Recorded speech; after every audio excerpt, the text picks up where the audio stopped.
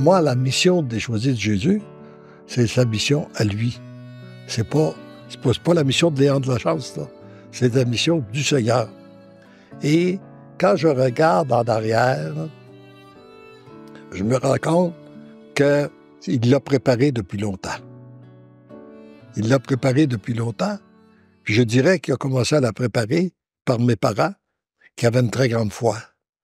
Ça m'a permis de grandir dans un contexte où il y avait la foi. Et nous étions à une époque où c'était tout notre environnement qui baignait dans la foi.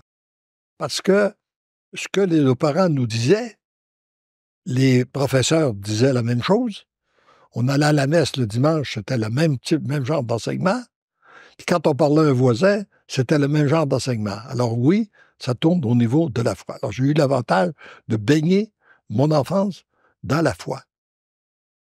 Et après, même si j'ai pas pu, même je suis un autodidacte, je ne suis pas allé à l'école longtemps, mais j'ai eu beaucoup d'enseignements dès mon jeune âge. Parce que, surtout au niveau de la foi, je me suis engagé dans des mouvements d'action catholique.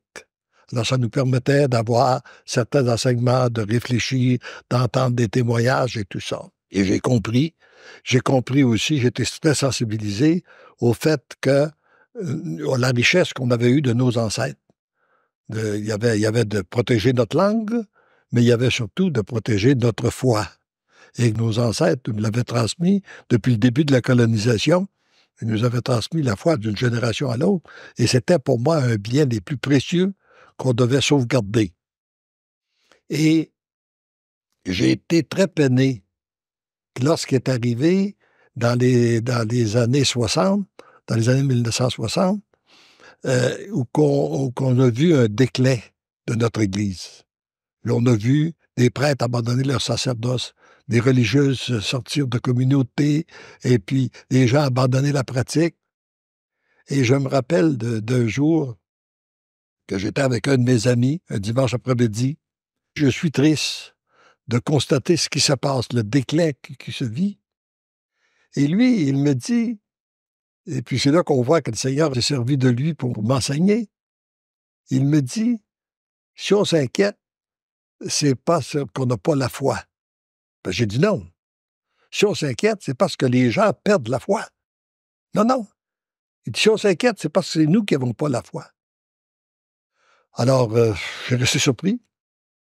J'ai dit, écoute, explique-moi. Toi, tu as fait de la théologie, pas moi. Explique-moi ça. Ben, il dit, la seule chose que je peux te dire, rappelle-toi, Jésus, quand il était dans la barque et que les apôtres s'inquiétaient, il leur a dit, hommes de peu de foi, pourquoi vous inquiétez-vous? Alors, et là, moi, je me suis répété cette phrase-là, sans comprendre. Homme de peu de foi, pourquoi je m'inquiète? Mais j'assistais toujours au déclin.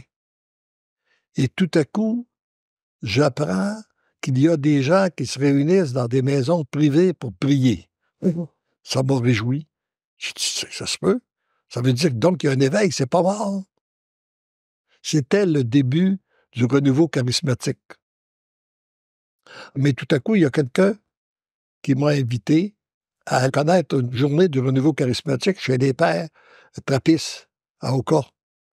Alors, Elisabeth a accepté de aller pour voir qu'est-ce que c'était, ça. Et on a été profondément touchés. Tous les deux, on a été touchés dans notre cœur.